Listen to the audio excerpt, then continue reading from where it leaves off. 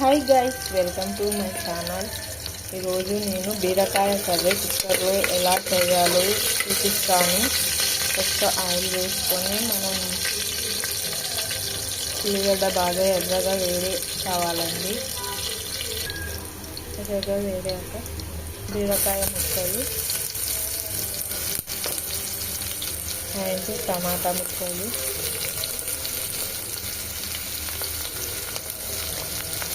కారం, పసుపు, తగినంత ఉప్పు ఇలా అన్నీ వేసుకున్న తర్వాత ఇలా బాగా ఆయిల్లోనే ఇలా బాగా మగ్గించుకోవాలి. కారం, ఉప్పు, పసుపు బాగా కలిసేదాకా కలిసిన తర్వాత కొంచెం వాటర్ వేసుకోవాలి. కొన్ని వేసుకోవాలి వాటర్, ఎందుకంటే మనకు బీరకాయ ముక్కలలోనే వాటర్ వస్తుంది. కుక్కర్ మూత పెట్టేసి 2 విజిల్ తర్వాత చూద్దాం.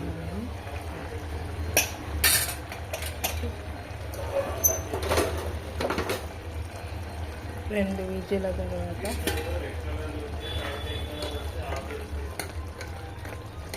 ఇలా చూడండి, కుక్కర్లో 2 విజిల్లు తొందరగా అయిపోతుంది. గ్యాస్ కూడా మనకు సేవ్ అవుతుంది. కర్రీ చూడండి, రైస్లోకి కానీ చపాతీలోకి కానీ మంచిగా ఉంటుంది. ఇప్పుడు మనం ఇందులోకి మసాలాలు యాడ్ చేద్దాం. చూడండి, ధనియాల పౌడర్,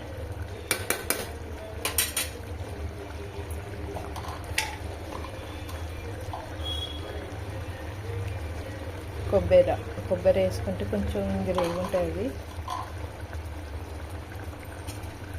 5 నిమిషాలు బాగుందండి. బీరకాయ కర్రీ ఈజీగా చేసుకోవచ్చు. మనకి గ్యాస్ కూడా సేవ్ అవుతుంది. గ్యాస్ రేటు మండిపోతుంది కదండి. ఇప్పుడు ఇది ఒకటండి, అది అల్లం, ఎల్లిపాయ, కొత్తిమీర ఇలా వేసుకుంటే రసం పెట్టుకున్నా కానీ మనకి టేస్ట్ బాగుంటుంది. కర్రీ ఎక్కువ ఉంటారు కదండి, వాళ్ళు కూడా రసం పెట్టుకోవచ్చు, లేదా కొంచెం గట్టిగా చేసుకోవచ్చు ఆ కర్రీ. ఇప్పుడు మనం అల్లం, కొత్తిమీర ఆ పేస్ట్ వేసాం కదా, అది వేసుకుంటే రసం అనేది కొంచెం మంచిగా ఉంటుందండి. మనం కొంచెం రసం పెట్టుకున్నా కానీ చిక్కగా టేస్ట్ ఉంటుంది అంతే. చివరిగా గరం మసాలా. మీరు ఇన్ని మసాలాలు వేసుకోవాల్సిన అవసరం కూడా లేదు. మీ ఇంట్లో ఏ మసాలాలు ఉన్నా వేసుకోవచ్చు. ఒక 5 నిమిషాలు ఇలా పెట్టేస్తే అయిపోయా. హెమీగా 5 నిమిషాలలో బీరకాయ కర్రీ కుక్కర్లో గ్యాస్ సేవ్ అవుతుంది.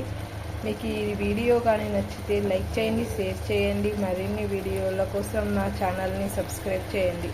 ఇలా ఆయిల్ పైకి వచ్చే వరకు బాగా కర్రీ ఉడికించుకోవాలి. మన మసాలాలన్నీ ఉడికినట్టు ఒక 5 నిమిషాలు.